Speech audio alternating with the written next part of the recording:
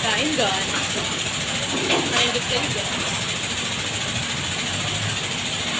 By the way, malapit na akong mag-live kasi malapit na yung datang. May darating na tao na matagal na natin kilala. Siya ang naglinis siya nagsasalita. Malapit ng malapit. Malapit, coming soon. Baka namimigay ng ayuda. Hinay ko pang ino. Ayan.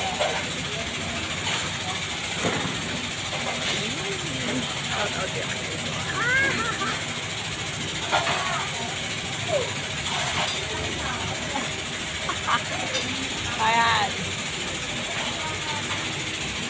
Hello mga guys. Malapit na. Abangan. Abangan ang live ko.